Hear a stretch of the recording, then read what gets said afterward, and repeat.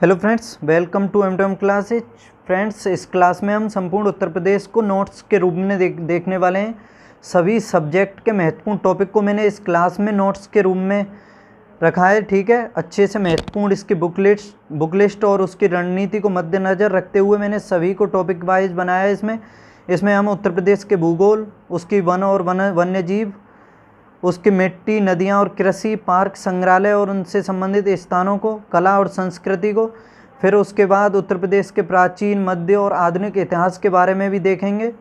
और आपको एक चीज़ और बता दूं कि UP PSC, PCS, RO, ARO, PET, SSC, police, railway, CGL, जितने भी सभी एग्ज़ाम, कॉम्पिटिटिव एग्ज़ाम जो होते हैं, सभी के लिए यूजफुल क्लास है। और किसी ने चैनल को सब्सक्राइब नहीं किया है तो पहले चैनल को सब्सक्राइब कर लें और मेरे साथ क्लास को एंड तक देखें। बहुत कुछ सीखने वाले हो। शॉर्ट रूप में बनाया है, नोट्स के रूप में है। जैसे मैंने इसमें बनाया है उसी तरह से आप अपने नोट्स में इसे शामिल कर सकते हो। ठीक है, तो अब मैं इसमें स्टार्टिंग करता हूँ आपके सामने उत्तर प्रदेश के भूगोल के साथ। ठीक है, और इसमें सबसे पहले देखते हैं उत्तर प्रदेश की भौतिक संरचना को। ठीक है, देखो उत्तर प्रदेश जो भारत का राज्य है वो भारत के उत्तर मध्य में पड़ा है। ठीक है, आपने देखा होगा नक्शे में भारत के में। और ये एक सीमांत राज्य है। सीमांत राज्य किसे कहते हैं? जिसकी सीमा का अंत होता है, यानी उसकी सीमा की हद होती है, उसके पार जाया जा सकता है। ठीक है, याद रख लेना। और इसकी ग्लोब पर स्थिति आप सभी को बता देता हूँ, ये उत्तरी अक्षांश में पड़ता है। और उत्तरी अक्षांश में इसकी स्थिति जो है 23:52 से लेकर के 30:24 तक है उत्तरी अक्षांश में। और फिर इसका देशांतरीय विस्तार, चलो पहले ये बता दूं आपको कि देशांतरीय और अक्षांशीय किसे कहते हैं। देखो थोड़ा जूम कर लेता हूँ इसे, कि जैसे देखो हमने ये इसका 4 तरह से विभाजन कर दिया। ठीक है, तो ये ऊपर तो हो गया उत्तर, ये नीचे दक्षिण, ये पूरब और ये पश्चिम। देखो ये जो विषुवत रेखा मान लो इसको, इसके ऊपर के हिस्से को, उत्तरी साइड के हिस्से को कहेंगे हम उत्तरी अक्षांश, नीचे के हिस्से को कहेंगे दक्षिणी अक्षांश। और ये फिर 0 डिग्री देशांतर मान लो इसे। इसके इस साइड राइट साइड वाले को कहेंगे हम पूर्वी देशांतर और इसको कहेंगे हम पश्चिमी देशांतर। यानी ये खड़ी जो रेखा होती हैं ये तो देशांतरीय कहलाती हैं और ये जो पड़ी रेखा होती हैं ये अक्षांशीय कहलाती हैं। ठीक है, समझ सकते हो आप। तो याद रखना इसका अक्षांशीय विस्तार है 23:52 से 30:24 उत्तरी अक्षांश, और देशांतरीय है 77:05 से लेकर के 84:78 पूर्वी देशांतर तक। ठीक है, याद रखना। तकरीबन ये समान सा ही है, तकरीबन 7 डिग्री की लंबाई और चौड़ाई है, समान सी पड़ती है, थोड़ा ही अंतर है। अब इसकी पूर्व से पश्चिम इसकी लंबाई के बारे में जान लो। उत्तर प्रदेश की पूर्व से पश्चिम लंबाई है 650 किलोमीटर, और दक्षिण से उत्तर या उत्तर से दक्षिण है इसकी 240 किलोमीटर। ये पॉइंट है, याद रख लेना। उत्तर प्रदेश का क्षेत्रफल बता दूं आप सभी को, इसमें तो ये दिया हुआ है लेकिन आपको याद करना है 2,40,928 वर्ग किलोमीटर। ये क्षेत्रफल इसका याद करना है उत्तर प्रदेश का। और ये संपूर्ण भारत के जो क्षेत्रफल का है 7.33% है, यानी 7.33% एरिया को उत्तर प्रदेश घेरता है। ठीक है, याद रख लेना संपूर्ण भारत के क्षेत्रफल को। और इसका जो नगरीय विस्तार देखा जाए, नगरीय जो क्षेत्रफल है इसका, इसमें ये दिया हुआ है लेकिन आप याद कर लेना 16-17% के करीब है इसका नगरीय क्षेत्रफल। ठीक है, और इसमें जो जनसंख्या, नगरीय जनसंख्या रहती है भारत में, उत्तर प्रदेश में तकरीबन 23% के आसपास रहती है, 23-23.5%, और 77-78% ग्रामीण है। आगे देखो क्षेत्रफल की दृष्टि से देखा जाए तो ये इसका चौथा स्थान है उत्तर प्रदेश का भारत में। सबसे पहला है राजस्थान का, जिसका क्षेत्रफल है 3,42,000 कुछ वर्ग किलोमीटर है। दूसरे नंबर पर एमपी है, इसका 3,08,000 मान लो। और महाराष्ट्र है, इसका थोड़ा कम है 3,07,000 वर्ग किलोमीटर। आगे कुछ 100-200 के हिसाब से है लेकिन मोटे रूप में याद कर लो। उत्तर प्रदेश की सीमाओं के बारे में बता दूं, भारत में सबसे अधिक राज्यों को स्पर्श करती है इसकी सीमा। ठीक है, याद रखना 9 राज्य और केंद्र शासित प्रदेशों को स्पर्श करती है, यानी इसमें से 8 राज्यों को और 1 केंद्र शासित प्रदेश दिल्ली है जिससे लगती है। अब इस राज्यों में देख लो कि सबसे पहले उत्तर में देखो इसके हिमाचल प्रदेश, हरियाणा, राजस्थान, मध्य प्रदेश, छत्तीसगढ़, झारखंड, बिहार और उत्तराखंड, ये सभी राज्य जो हैं उत्तर प्रदेश से सीमा बनाते हैं। अब इसमें ये जो एकमात्र केंद्र शासित है ये दिल्ली बनाता है, ठीक है, याद रख लेना। उत्तर प्रदेश की सबसे लंबी सीमा मध्य प्रदेश के साथ है, ठीक है। दक्षिण में जो उत्तर प्रदेश की सीमा लगती है वो मध्य प्रदेश से सबसे अधिक लगती है, और उत्तर प्रदेश की सबसे कम सीमा लगती है हिमाचल प्रदेश में, ठीक है, याद रखना, हिमाचल प्रदेश में सहारनपुर जिले से लगती है। और नेपाल की सीमा के बारे में बता दूं, नेपाल की सीमा से लगे हुए उत्तर प्रदेश के 7 जिले हैं। ये मैंने पता है कैसे याद किए थे, जो उत्तर प्रदेश की सीमा से, उत्तर प्रदेश से जो 7 जिले नेपाल से लगते हैं, इसकी मैंने ट्रिक बनाई थी। ये देखो इसमें दिया हुआ है आपके सामने, ये पूरब से पश्चिम दिया हुआ है, लेकिन मैंने पश्चिम से पूरब ट्रिक बनाई थी। तो पश्चिम से देखो, पीली खीर बावर्ची शांति से बनाता है, बलराम उसे सिद्धार्थनगर और महाराजगंज ले जाते हैं। तो इस वजह से देख सकते हो सबसे पश्चिमी जिला है पीलीभीत, उसके बाद है लखीमपुर खीरी, फिर बहराइच, फिर श्रावस्ती, बलरामपुर, सिद्धार्थनगर और महाराजगंज, ये नेपाल से लगते हैं 7 जिले। और नेपाल की सीमा की लंबाई, यानी प्रदेश की जो नेपाल से लगती है ना उत्तर प्रदेश की सीमा, उसकी लंबाई है 579 किलोमीटर, ठीक है, याद रखना। जो भारत की, जैसे नेपाल से पढ़ा होगा आपने, तकरीबन 1700 किलोमीटर की सीमा बनाता है भारत और नेपाल आपस में एक दूसरे के मध्य, तो उसमें से 579 किलोमीटर की सीमा उत्तर प्रदेश की नेपाल से लगती है, याद रख लेना। उसके अलावा उत्तराखंड से भी लगती है और बिहार से भी लगती है, पश्चिम बंगाल से भी लगती है, ठीक है, याद रख लेना अच्छे से, और सिक्किम से भी लगती है। आगे देखो, उत्तराखंड की सीमा से लगे भी 7 जिले हैं। आपको बता दूं ये 40-45 ज़िले हैं। आप जैसे नेपाल हो गया, बिहार हो गया, मध्य प्रदेश, छत्तीसगढ़, झारखंड, दिल्ली, ये सभी जो, और उत्तराखंड, ये सभी जो राज्य हैं, ये सभी 40-45 अगर राज्यों को, ज़िलों को याद कर लोगे तो बहुत कुछ समझ में आ जाएगा। उसको देखने से ही आपको स्थिति महसूस हो जाएगी कि उत्तर प्रदेश का अधिकतर ज़िले कहाँ पर पड़ते हैं, ठीक है। ये देखो, उत्तराखंड की सीमा से लगे 7 ज़िले हैं उत्तर प्रदेश के। इसमें सबसे ऊपर सहारनपुर, उससे नीचे मुजफ्फरनगर, फिर बिजनौर, मुरादाबाद, रामपुर, बरेली, पीलीभीत, ठीक है। देखो, सबसे पहले लगता है पश्चिमी जिला सहारनपुर, उससे आगे मुजफ्फरनगर, फिर बिजनौर, मुरादाबाद, रामपुरी चाकू के लिए प्रसिद्ध है, बरेली, फिर पीलीभीत। ये पीलीभीत जो है उत्तराखंड और नेपाल से लगता है उत्तर प्रदेश का जिला, याद रख लेना, उत्तराखंड और नेपाल से। हरियाणा की सीमा से ये 6 जिले लगते हैं उत्तर प्रदेश के, सहारनपुर, शामली, बागपत, गौतम बुद्ध नगर, अलीगढ़ और मथुरा, याद रख लेना। सहारनपुर, शामली, बागपत, गौतम बुद्ध नगर, अलीगढ़ और मथुरा। और दिल्ली से देख लो, ये 2 जिले लगते हैं, गाजियाबाद और गौतम बुद्ध नगर। गाजियाबाद और गौतम बुद्ध नगर, ये 2 जिले दिल्ली से लगते हैं।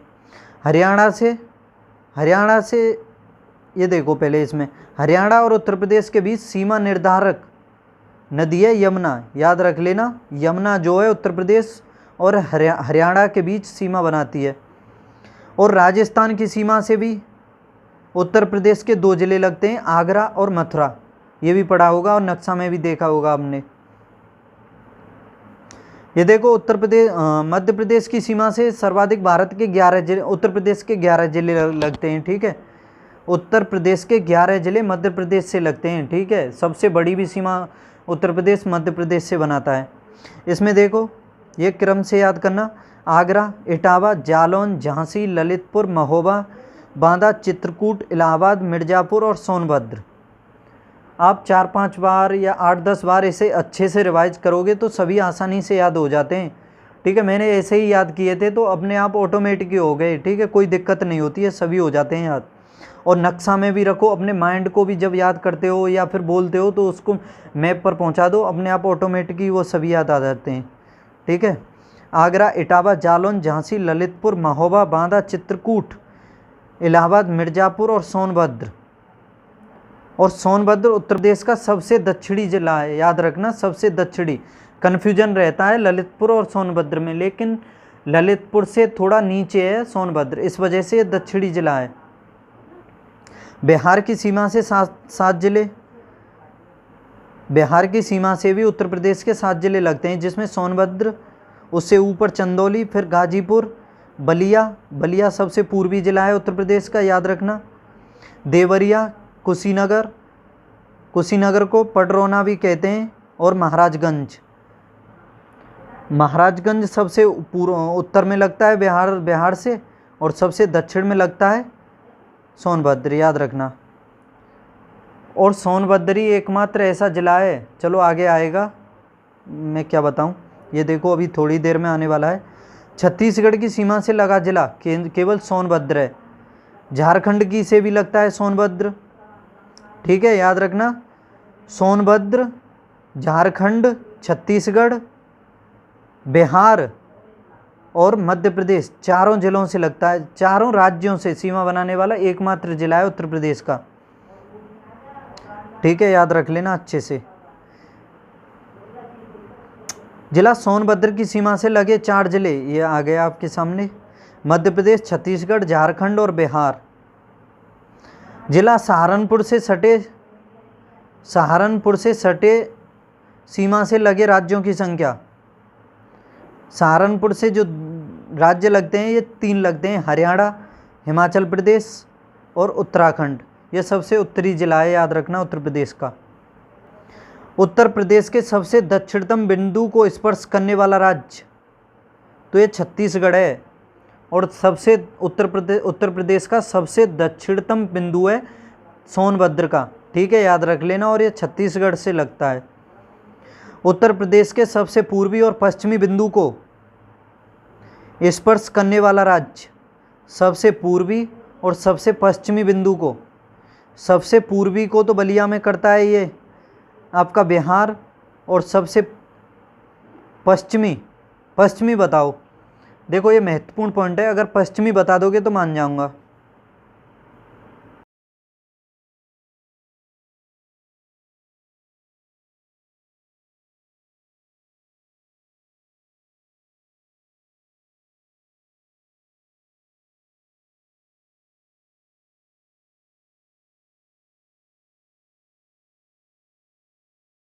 लिए, ठीक है, याद रख लेना। और ये हरियाणा से सीमा बनाता है और बिहार से बनाता है बलिया। सर्वाधिक क्षेत्रफल वाले 4 जिले घटते क्रम में, देखो सबसे बड़ा जिला है उत्तर प्रदेश का लखीमपुर खीरी, उसके बाद है सोनभद्र, उसके बाद है फिर हरदोई, और फिर उसके बाद है सीतापुर। ये 4 जिले क्षेत्रफल के आधार पर उत्तर प्रदेश के सबसे बड़े हैं, याद रखना। सबसे बड़ा है लखीमपुर खीरी, ठीक है, याद रखना अच्छे से। उत्तर प्रदेश को वर्तमान प्रमुखतः 3 प्राकृतिक प्रदेशों में विभाजित किया जाता है।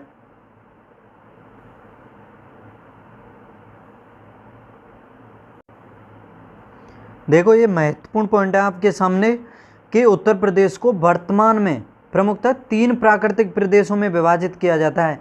कौन कौन से हैं 3 प्राकृतिक प्रदेश, ये देखो। पहला है गंगा का मैदान, दूसरा है भांवर तराई का प्रदेश, और तीसरा है दक्षिण का पठारी प्रदेश, ठीक है। गंगा का मैदान, भांवर तराई का प्रदेश और दक्षिण का पठारी प्रदेश। इसमें सबसे पहले देखो गंगा के मैदान को। गंगा यमुना का विस्तृत मैदान की ऊंचाई समुद्र तल से देखा जाए तो 300 मीटर है, ठीक है। गंगा यमुना के मैदान की जो ऊंचाई है 300 मीटर है इसकी औसतन, और इस मैदान का निर्माण कॉप मिट्टी से हुआ है, ठीक है, याद रखना। जो गंगा यमुना का मैदान है इसका निर्माण कॉप मिट्टी से हुआ है। और दूसरा इसमें देखो भांवर तराई के प्रदेश को, इस क्षेत्र का विस्तार उत्तर पश्चिम में सहारनपुर से लेकर के पूरब में कुशीनगर तक है। पश्चिम में सहारनपुर, पूरब में कुशीनगर तक, ठीक है, याद रखना। और यह क्षेत्र समतल और नम है। यहाँ वर्षा ज़्यादा होने से दलदल मैदान पाए जाते हैं। और तीसरा है इसमें पठारी, दक्षिण का पठारी प्रदेश। इस क्षेत्र का कुल क्षेत्रफल 45,200 वर्ग किलोमीटर है।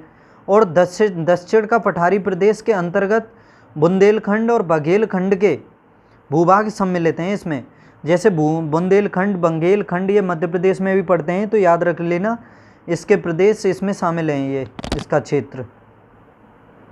अब उत्तर प्रदेश की जलवायु के बारे में देखो, ये महत्वपूर्ण टॉपिक है आपके सामने। अभी तक इसके बारे संरचना के बारे में समझा, अब इसकी जलवायु को देखो कि उत्तर प्रदेश की जलवायु मुख्य रूप से उष्ण प्रधान, शीतोष्ण, उष्ण कटिबंधीय, मानसूनी है। यानी इसे कह सकते हो उष्ण कटिबंधीय मानसूनी प्रकार की जलवायु उत्तर प्रदेश की है, उष्ण कटिबंधीय मानसूनी, ठीक है, याद रख लेना।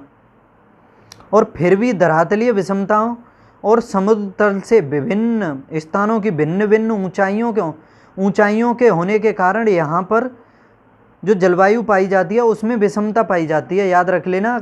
इसकी ऊंचाई के आधार पर कहीं ऊंचाई कम, कहीं अधिक, तो इसी विषमता की वजह से जलवायु में भी भिन्नता पाई जाती है, याद रखना। और 3 ऋतुओं के बारे में देखो, ग्रीष्म ऋतु, वर्षा ऋतु और शीत ऋतु। ग्रीष्म ऋतु, वर्षा ऋतु और शीत ऋतु। सबसे पहले देखते हैं ग्रीष्म ऋतु को। उत्तर प्रदेश में जो ग्रीष्म ऋतु होती है वो मध्य मार्च से मध्य जून तक होती है, ठीक है, याद रख लेना। ग्रीष्म ऋतु उत्तर प्रदेश में मध्य मार्च से मध्य जून तक होती है। और ग्रीष्म ऋतु में औसतन तापमान 36 से 39 डिग्री सेल्सियस जो अधिकतम है 39 डिग्री सेल्सियस तक तथा 21 डिग्री सेल्सियस से 23 डिग्री सेल्सियस न्यूनतम तक होता है। ये एवरेज बताया है, ना कि ये लिमिट बताई है उसकी। वैसे तो ये 44, 45, 48 तक भी पहुंच जाता है। 48 मत लगाओ आप, 46, 47 तक तो नॉर्मली पहुंच जाता है हाईएस्ट पॉइंट, और न्यूनतम पहुंच जाता है 1-2 के करीब, कहीं कहीं 0 पर भी पहुंच जाता है, ठीक है, याद रख लेना। लेकिन ये एवरेज बताया है। एवरेज जो हाईएस्ट है वो 36 से 39 और लोएस्ट एवरेज है 21 से 23 डिग्री सेल्सियस। उत्तर प्रदेश के बुंदेलखंड में सर्वाधिक औसत तापमान पाया जाता है। कहाँ पर? बुंदेलखंड में, मध्य प्रदेश की तरफ। और इसका आकार इसकी कर्क रेखा से नज़दीक है, इस वजह से पाया जाता है। नहीं, इसका कारण जो है इसका सर्वाधिक तापमान पाने का, ये जितने आप कर्क रेखा विषुवत रेखा की तरफ चलोगे या कर्क रेखा से और नीचे की तरफ चलोगे तो उसी तरफ तापमान बढ़ेगा, और विषुवत रेखा से दूरी की तरफ चलोगे यानी ध्रुवों की तरफ चलोगे तो टेम्परेचर कम होता जाएगा, और विषुवत रेखा की तरफ चलोगे तो बढ़ता जाएगा, याद रखना। अब देखो वर्षा ऋतु। उत्तर प्रदेश में वर्षा ऋतु जून के अंतिम सप्ताह से अक्टूबर तक होती है। वर्षा ऋतु जो होती है उत्तर प्रदेश में जून के अंतिम सप्ताह से स्टार्ट हो जाती है और अक्टूबर तक चलती है, याद रख लेना। और सर्वाधिक वर्षा जुलाई और अगस्त महीने में होती है। कब होती है वर्षा? जुलाई में और अगस्त महीने में उत्तर प्रदेश में सर्वाधिक होती है। और इस ऋतु में औसतन तापमान 32 से 34 डिग्री सेल्सियस जो अधिकतम होता है और न्यूनतम 25 डिग्री सेल्सियस होता है, याद रखना। अब देखो शीत ऋतु के बारे में बता दूं कि ये जो शीत ऋतु है उत्तर प्रदेश में अक्टूबर से स्टार्ट होती है और फरवरी तक चलती है। और कड़क जो ज़्यादा कड़क ठंड जो पड़ती है जनवरी और दिसंबर जनवरी में पड़ती है, याद रख लेना। वैसे अक्टूबर से स्टार्ट हो जाती है और फरवरी तक चलती है शीत ऋतु। उत्तर प्रदेश में सर्वाधिक ठंड जनवरी महीने में पड़ती है, ठीक है, मैंने बताया अभी। और इस ऋतु में औसतन तापमान 10 डिग्री सेल्सियस न्यूनतम होता है, यानी न्यूनतम जो टेम्परेचर का औसत हो जाता है वो 10 डिग्री टेम्परेचर हो जाता है, लेकिन पॉइंट पहुंच जाता है 0, 1, 2, 3, 4 इतने पर कभी कभी।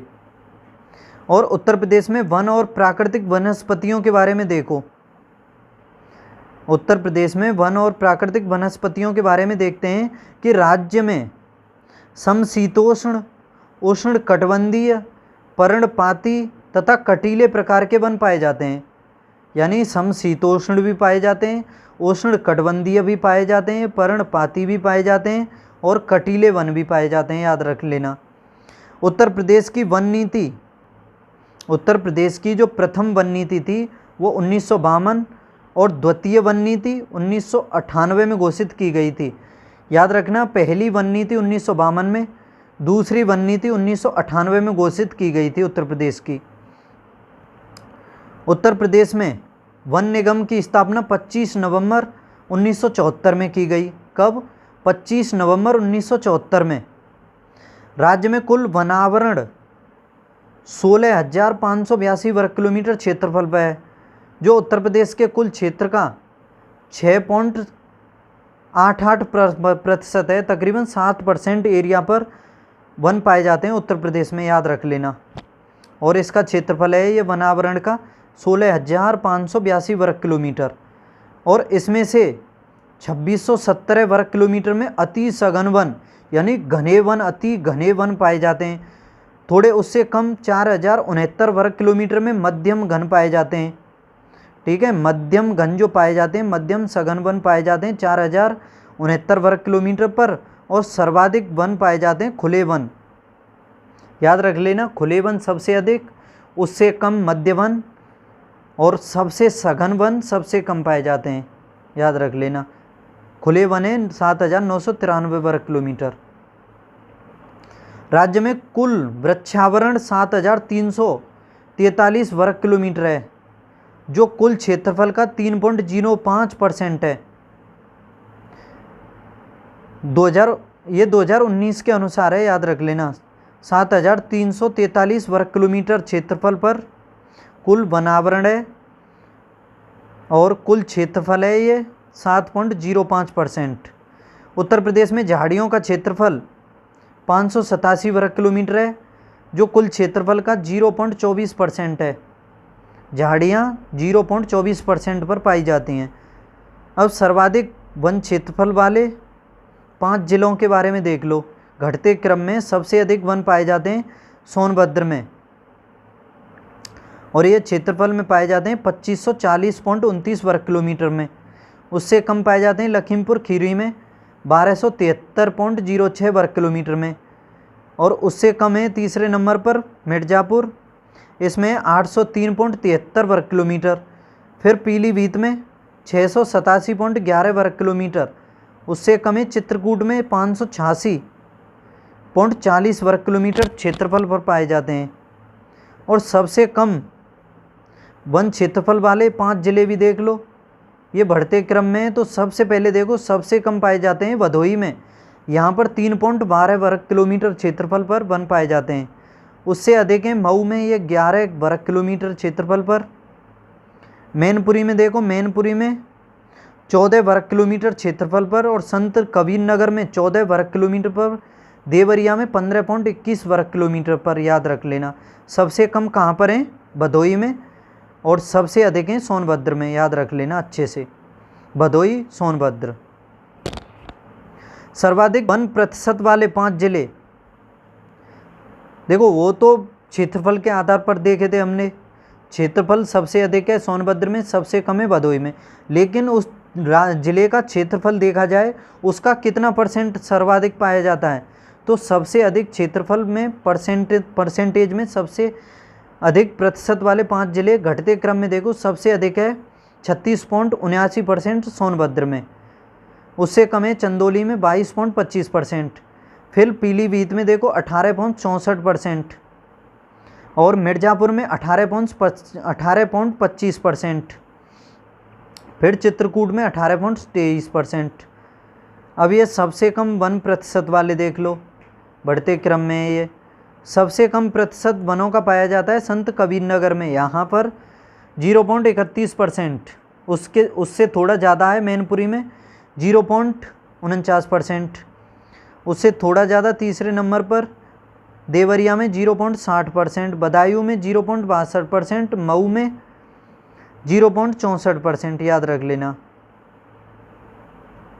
अब वनों से संबंधित कुछ महत्वपूर्ण योजनाओं के बारे में देख लो कि सामाजिक वानिकी योजना, यह 1976 में प्रारंभ की गई थी। सामाजिक वानिकी योजना, उत्तर प्रदेश वानिकी परियोजना मार्च 1998 में प्रारंभ की गई। देखो, ये तो सामाजिक वानिकी है 1976 में, और ये है उत्तर प्रदेश वानिकी परियोजना, ये 1998 में, याद रख लेना। ऑपरेशन ग्रीन योजना 2001 में प्रारंभ हुई थी। ऑपरेशन ग्रीन योजना 2001 में। होटल फॉरेस्ट कवर योजना, ये 2014-15 में। ऑपरेशन ग्रीन 2001 में, होटल फॉरेस्ट कवर 2014-15 में। राष्ट्रीय वनावरण कार्यक्रम ये वन विकास प्राधिकरण के माध्यम से, राष्ट्रीय वन रोपण कार्यक्रम या वन विकास प्राधिकरण के माध्यम से, ये वन प्रबंधन का गहनता, ये केंद्र प्रायोजित योजना है। ये वन प्रबंधन की गहनता ये केंद्र प्रायोजित है, याद रखना। एक सेकंड पानी पी लेता हूं थोड़ा।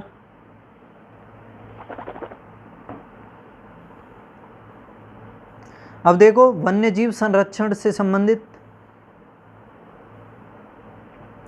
कि देश में वन्य जीवों के संरक्षण की सर्वोच्च संस्था भारतीय वन्य जीव है, जिसका अध्यक्ष होता है प्रधानमंत्री।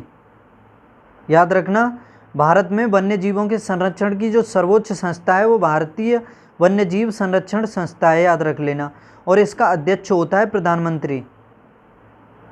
उत्तर प्रदेश में प्राणी उद्यान या चिड़ियाघर लखनऊ व कानपुर में संचालित हैं।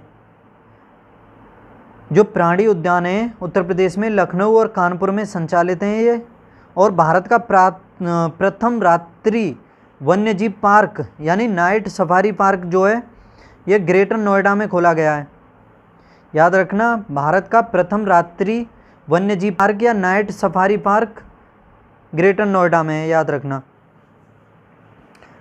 राष्ट्रीय चंबल अभ्यारण्य में वन्य जीव यानी राष्ट्रीय चंबल अभ्यारण्य, इसमें शेर पार्क यानी लॉयन सफारी पार्क कहाँ पर है? ये इटावा में है। राष्ट्रीय चंबल अभ्यारण्य में ये वन्य जीव है। देखो जैसे हमने हेडिंग में देखा था वन्य जीव संरक्षण से संबंधित पढ़ रहे हैं हम, तो ये वन्य जीव संरक्षण है पार्क, वन्य जीव संरक्षण पार्क है। और इसमें शेर का महत्वपूर्ण, या फिर इसे शेर कह देते हैं, शेर पार्क या लॉयन सफारी पार्क है। इसे ये कहाँ पर है? ये इटावा में पड़ता है। क्वेश्चन में पूछा जाएगा कि लॉयन सफारी पार्क कहाँ पर है, तो ये इटावा में है, याद रख लेना। और चंबल राष्ट्रीय चंबल अभ्यारण्य के अंतर्गत है ये। राष्ट्रीय चंबल अभ्यारण्य में हाथी पार्क, एलिफेंट सफारी ये इटावा में ही है। याद रखना, ये राष्ट्रीय चंबल अभ्यारण्य इटावा से संबंधित है। हाथियों के पुनर्वास हेतु रेस्क्यू सेंटर चंबल क्षेत्र इटावा में है। हाथियों के पुनर्वास हेतु रेस्क्यू सेंटर चंबल क्षेत्र कहाँ पर है? इटावा में। भालुओं के पुनर्वास हेतु रेस्क्यू सेंटर ये मथुरा में है। मथुरा में कहाँ का है? मथुरा में किस जानवर का है? याद रखना, भालुओं का पुनर्वास हेतु संरक्षण सेंटर रेस्क्यू मथुरा में। देश का सबसे बड़ा घड़ियाल अभ्यारण्य चंबल नदी में है। याद रखना, ये भी क्वेश्चन पूछा जाता है कि वो घड़ियाल कहाँ पर पाए जाते हैं, तो ये प्रमुखता से पाए जाते हैं अभ्यारण्य चंबल अभ्यारण्य में, यानी चंबल नदी में पाए जाते हैं।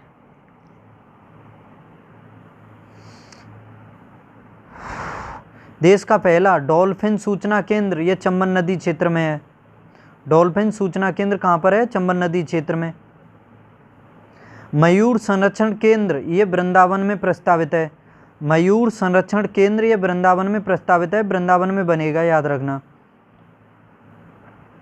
राष्ट्रीय उद्यान दुधवा ये लखीमपुर खीरी में है।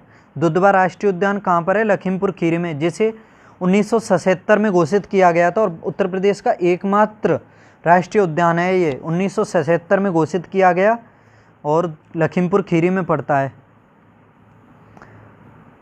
प्रदेश का प्रथम टाइगर रिजर्व यानी बाघ अभ्यारण्य दुधवा में है, जिसे 1987 में घोषित किया गया। प्रथम टाइगर रिजर्व बाघ अभ्यारण्य दुधवा में है, जिसे 1987 में घोषित किया गया है, याद रखना। आगे देखो, प्रदेश का दूसरा टाइगर रिजर्व ये पीलीभीत में, शाहजहांपुर में, पीलीभीत और शाहजहांपुर दोनों राज्यों में पड़ता है, जिसे 2014 में घोषित किया गया।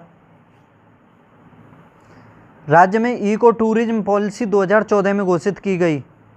ये भी इम्पोर्टेंट है पॉइंट कि इको टूरिज्म पॉलिसी कब घोषित की गई? उत्तर प्रदेश में 2014 में। उत्तर प्रदेश में पक्षी अभ्यारण्य सहित कुल 24 वन्यजीव अभयारण्य हैं। याद रखना, उत्तर प्रदेश में पक्षी अभयारण्य सहित कुल 24 वन्यजीव अभयारण्य हैं। राज्य का प्रथम वन्यजीव विहार चंद्रप्रभा वन्यजीव प्रभार राज्य का जो प्रथम वन्यजीव विहार है वो चंद्रप्रभा वन्यजीव विहार है, जिसे चंदौली में 1957 में स्थापित किया गया था। याद रखना, उत्तर प्रदेश का पहला वन्यजीव विहार चंद्रप्रभा है और इसे चंदौली में घोषित किया गया था। ये अभी पीसीएस का जो एग्ज़ाम हुआ था 2023 में, उसमें पूछा गया था कि चंद्रप्रभा वन्यजीव अभयारण्य कहाँ पर है, तो याद रखना चंदौली में है और 1957 में स्थापित किया गया था ये। उत्तर प्रदेश का सबसे बड़ा वन्यजीव विहार हस्तिनापुर वन्यजीव विहार है। याद रख लेना, उत्तर प्रदेश का वन्यजीव विहार जो है हस्तिनापुर वन्यजीव विहार जो है उत्तर प्रदेश का सबसे बड़ा है और इसका क्षेत्रफल है 2073 वर्ग किलोमीटर। और उत्तर प्रदेश का सबसे छोटा वन्यजीव विहार है महावीर स्वामी वन्यजीव विहार, इसका क्षेत्रफल है 5.40 वर्ग किलोमीटर। ये ललितपुर में पड़ता है। याद रखना, ललितपुर में सबसे छोटा है महावीर स्वामी वन्यजीव विहार, जिसका क्षेत्रफल है मात्र 5.40 वर्ग किलोमीटर और सबसे बड़ा है हस्तिनापुर वन्यजीव विहार और इसका क्षेत्रफल है 2073 वर्ग किलोमीटर। उत्तर प्रदेश राज्य का प्रथम पक्षी विहार नवाबगंज में है स्थित। ठीक है, उत्तर प्रदेश का सबसे प्रथम यानी उत्तर प्रदेश का प्रथम पक्षी विहार नवाबगंज है, जिसे 1984 में स्थापित किया गया। उत्तर प्रदेश का सबसे बड़ा पक्षी विहार लाख बहोसी अभयारण्य है। कौन सा है पक्षी विहार सबसे बड़ा? लाख बहोसी अभयारण्य, ये कन्नौज में स्थित है, कन्नौज में। उत्तर प्रदेश का सबसे छोटा पक्षी विहार ये पटना पक्षी विहार है और ये एटा जिले में पड़ता है। याद रखना, कहाँ पर है पटना विहार? ये जो पक्षी विहार है सबसे छोटा पक्षी विहार पटना पक्षी विहार, ये एटा में पड़ता है और सबसे छोटा है ये उत्तर प्रदेश का। अब देखो एंशियंट हिस्ट्री यानी प्राचीन भारत को देखते हैं उत्तर प्रदेश के।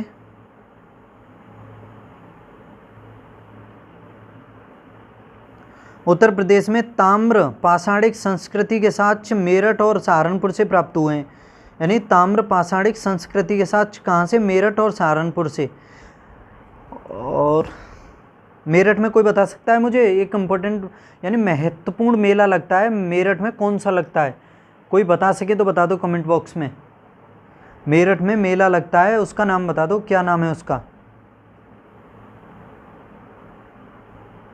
उत्तर प्रदेश में पुरापाषाण कालीन सभ्यता के साक्ष्य इलाहाबाद के बेलन घाटी, सोनभद्र के सिंगरौली घाटी तथा चंदौली के चकिया नामक पुरास्थलों से प्राप्त हुए हैं।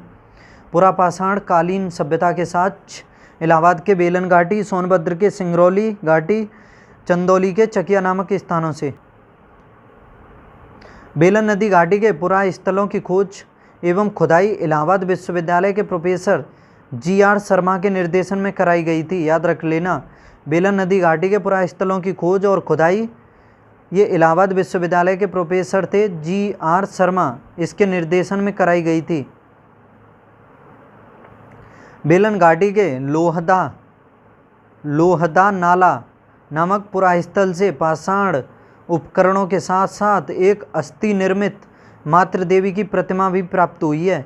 याद रख लेना, बेलन नदी घाटी के लोहदा नाला नामक पुरास्थल से पाषाण उपकरणों के साथ साथ एक अस्थि निर्मित मातृ देवी की मूर्ति मिली है, प्रतिमा कह सकते हो। मध्य पाषाणकालीन मानव अस्थि पंजर के कुछ अवशेष प्रतापगढ़ के सराय नाहर राय तथा महदाह नामक स्थान से मिले हैं। मध्य पाषाणकालीन मानव अस्थि पंजर के कुछ अवशेष प्रतापगढ़ जिले के सरायनाहर राय तथा महदाह नामक स्थान से मिले हैं। ये देखो, नवीनतम खोजों के आधार पर भारतीय महाद्वीप में प्राचीनतम कृषि साक्ष्य वाला स्थल, यानी नवीनतम खोजों के आधार पर भारतीय उपमहाद्वीप में प्राचीनतम कृषि साक्ष्य वाला स्थल उत्तर प्रदेश के संत कबीरनगर जिले में स्थित लहुरा देव है। लहुरा देव संत कबीरनगर में, जहाँ पर 8000 ईसा पूर्व से 9000 ईसा पूर्व के मध्य के चावल के साक्ष्य प्राप्त हुए हैं। संत कबीरनगर जिले में लहुरा देव से 8000 ईसा पूर्व से लेकर 9000 ईसा पूर्व मध्य के चावल के साक्ष्य प्राप्त हुए हैं, याद रख लेना। ये देखो मिर्जापुर, सोनभद्र, बुंदेलखंड एवं प्रतापगढ़ के सराय नाहर राय से उत्खनन में नवपाषाण काल के औजार एवं हथियार मिले हैं। मिर्जापुर, सोनभद्र, बुंदेलखंड, प्रतापगढ़ के सराय नाहर राय से उत्खनन में नवपाषाण काल के औजार एवं हथियार प्राप्त हुए हैं। आगे देखो, इसमें आलमगीरपुर से हड़प्पाकालीन वस्तुएं प्राप्त हुई हैं। यह हड़प्पा सभ्यता के पूर्वी विस्तार को प्रकट करती हैं। ठीक है, आलमगीरपुर से हड़प्पाकालीन वस्तुएं प्राप्त हुई हैं और यह हड़प्पा सभ्यता के पूर्वी विस्तार को प्रकट करती हैं। और यहाँ से कपास उपजाने के साक्ष्य भी प्राप्त हुए हैं, याद रख लेना, इंपॉर्टेंट पॉइंट है। दोबारा देखते हैं, आलमगीरपुर से हड़प्पाकालीन वस्तुएं प्राप्त हुई हैं। आलमगीरपुर से जो सिंधु घाटी सभ्यता का सबसे पूर्वी स्थल था आलमगीरपुर, यहाँ से हड़प्पाकालीन सभ्यता के साक्ष्य मिले और पूर्वी विस्तार को प्रकट करता है ये हड़प्पाकालीन का। ठीक है, हड़प्पा सभ्यता के पूर्वी विस्तार को बता दिया मैंने। यहाँ से कपास उपजाने के साक्ष्य भी प्राप्त हुए हैं, याद रख लेना। अब 16 महाजनपदों में से 8 महाजनपद मध्य देश यानी आधुनिक उत्तर प्रदेश में स्थित हैं। पहले इसे मध्य देश कहा जाता था और वर्तमान में इसे उत्तर प्रदेश कहा जाता है, याद रख लेना। उत्तर प्रदेश को पहले क्या कहा जाता था? मध्य देश। और जो 16 महाजनपद हुए हैं उसमें से 8 महाजनपद उत्तर प्रदेश के अंतर्गत आते हैं। ठीक है, याद रखना, जिनके नाम आपके सामने हैं, कुरु, पांचाल, काशी, कौशल, सूरसेन, चेदी, वत्स और मल्ल। याद रख लेना, ये 8 महाजनपद हैं जो उत्तर प्रदेश में पड़ते हैं। दोबारा देखो, कुरु, पांचाल, काशी, कौशल, सूरसेन, चेदी, वत्स और मल्ल। किसी को इन सभी 8 की राजधानी याद है? वैसे मैं तो आप सभी से कहूँगा कि राजधानी तो सभी की कंठस्थ कर लो आप सभी, फिर भी मैं आप सभी को बता देता हूँ इन 8 की राजधानी। देखो अच्छे से, देखो दोबारा देखो अच्छे से। ये कुरु महाजनपद जो है, कुरु के बारे में बता दूं, जो वर्तमान का दिल्ली, हरियाणा, मेरठ का जो क्षेत्र है उसी को कुरु महाजनपद कहा जाता था पहले, और इसकी राजधानी हुआ करती थी इंद्रप्रस्थ। अब ये पांचाल है आपके सामने, पांचाल ये जो महाजनपद था ये रोहेलखंड का, जो यूपी का रोहेलखंड है उस क्षेत्र को कहा जाता था, और इसकी राजधानी हुआ करती थी अहिछत्र और कामपिल्य। ठीक है, फिर काशी, काशी की सिंपल है, याद कर लेना। वाराणसी इसकी राजधानी हुआ करती थी पहले। ठीक है, वाराणसी कैसे नाम पड़ा? वाराणसी जो है वरुण और अस्सी नदी के किनारे, वरुण और अस्सी नदी के मध्य में स्थित है, इसी वजह से इसको वाराणसी कहा जाता था, और ये इसे जीवित शहर की संज्ञा भी दी गई है। और कौशल, कौशल के बारे में भी बता दूं आप सभी को कि कौशल जो क्षेत्र हुआ करता था, यूपी का जो अवध क्षेत्र था उसी को कौशल महाजनपद कहा जाता था। अवध क्षेत्र यानी फैजाबाद, गोंडा और बहराइच क्षेत्र को, और इसकी राजधानी हुआ करती थी श्रावस्ती और अयोध्या। और सूरसेन ये मथुरा, यानी इसकी राजधानी मथुरा थी, और ब्रज क्षेत्र जो था उसी को सूरसेन कहा जाता था महाजनपद। चेदी के बारे में बता दूं, चेदी महाजनपद जो था ये वर्तमान में जो यूपी का बुंदेलखंड क्षेत्र है ना उसी को कहा जाता था, और इसकी राजधानी हुआ करती थी शक्तिमती। वत्स के बारे में बता दूं, वत्स, ये जो वत्स है, वत्स जो महाजनपद था, एक सेकंड इसके बारे में, वत्स थोड़ा कन्फ्यूजन हो आया। वत्स इसकी राजधानी हुआ करती थी कौशाम्बी, याद रख लेना। कौन सी? कौशाम्बी। मल्ल को मैंने कैसे याद किया था? मल्ल जो होते हैं कुश्ती लड़ते हैं, तो उसी वजह से समझ सकते हो। इसकी राजधानी थी कुशीनगर, और पावापुरी भी थी इसकी राजधानी। और यूपी का जो पूर्वी क्षेत्र था ना, गोरखपुर, देवरिया, बस्ती, ये इस क्षेत्र को कहा जाता था मल्ल महाजनपद। कुशीनगर पर हूणों के आक्रमण के भी साक्ष्य प्राप्त हुए हैं, याद रख लेना। कुशीनगर पर हूणों के आक्रमण के साक्ष्य प्राप्त हुए हैं। कुशीनगर में 483 ईसा पूर्व में यानी बीसी में गौतम बुद्ध को महापरिनिर्वाण की प्राप्ति हुई थी, महापरिनिर्वाण की, याद रख लेना। गौतम बुद्ध की कुशीनगर में ही 483 बीसी में मृत्यु हुई थी, तो ये इस घटना को, मृत्यु जो हुई थी इसकी, उसी घटना को महापरिनिर्वाण कहते हैं। और जो घर से निकले थे उस घटना को कहते हैं महाभिनिष्क्रमण, और जो ज्ञान प्राप्ति हुई थी उसको निर्वाण कहते हैं, और जो पहला उपदेश दिया था उसको धर्मचक्र प्रवर्तन कहते हैं। ठीक है, याद रख लेना अच्छे से। कालसी यानी वर्तमान उत्तराखंड, कालसी जो क्षेत्र था वर्तमान का उत्तराखंड में अशोक का 14वां शिलालेख प्राप्त हुआ है। और यहाँ से संस्कृत पदों से उत्कीर्ण ईंटों की एक वेदी मिली है जो तीसरी शताब्दी के शासक शील वर्मन के अश्वमेध यज्ञ स्थल का साक्ष्य है, याद रख लेना। गौतम बुद्ध का अधिकांश सन्यासी जीवन उत्तर प्रदेश में ही व्यतीत हुआ था, याद रख लेना।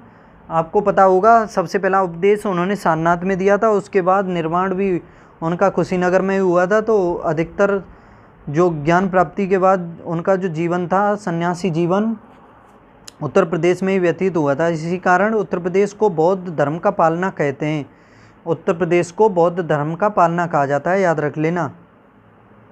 आगे देखो, गौतम बुद्ध ने सर्वाधिक वर्षा काल कौशल राज्य में व्यतीत किए थे।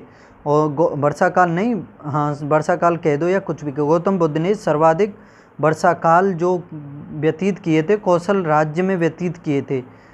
चेदी महाजनपद की राजधानी शक्तिमती बाधा के समीप पड़ती है, बता दी मैंने आपके। अयोध्या का प्राचीन नाम अयाज्यसा था, अयाज्यसा। बौद्ध परंपराओं के अनुसार अशोक ने एक स्तूप का निर्माण अयोध्या में करवाया था। काफ़ी बौद्ध अशोक ने स्तूप बनवाए थे, तो याद रख लेना एक स्तूप अयोध्या में भी बनवाया था। जैन ग्रंथों के अनुसार आदिनाथ सहित 5 तीर्थंकरों की जन्मभूमि अयोध्या है। अहिछत्र से मित्र उपाधि वाले राजाओं के सिक्के 200 से 300 ईस्वी के प्राप्त हुए हैं, याद रख लेना। अहिछत्र से मित्र उपाधि वाले राजाओं के कहाँ से मिले हैं? मित्र उपाधि वाले राजाओं के सिक्के अहिछत्र से। अहिछत्र कहाँ है? किस महाजनपद की राजधानी थी अहिछत्र? बता सकता है कोई? मैंने आपको बताया था अभी, याद रखना। पांचाल महाजनपद की राजधानी थी अहिछत्र। ये देखो, पुष्यभूति शासक हर्षवर्धन के काल 606 से 647 ईस्वी में कन्नौज नगर महोदय श्री अथवा महोदय नगर भी कहलाता था, याद रख लेना। पुष्यभूति वंश का शासक था हर्षवर्धन, जिसके पिता थे प्रभाकर वर्मन, भाई था राज्यवर्धन, बहन थी राज्यश्री, जिसका शासनकाल हुआ था 606 से लेकर के 647 तक। 16 वर्ष की आयु में, मात्र 16 वर्ष की आयु में शासक बना था ये, ठीक है, याद रख लेना। हर्षवर्धन के काल में ही आया था हिंसवांग।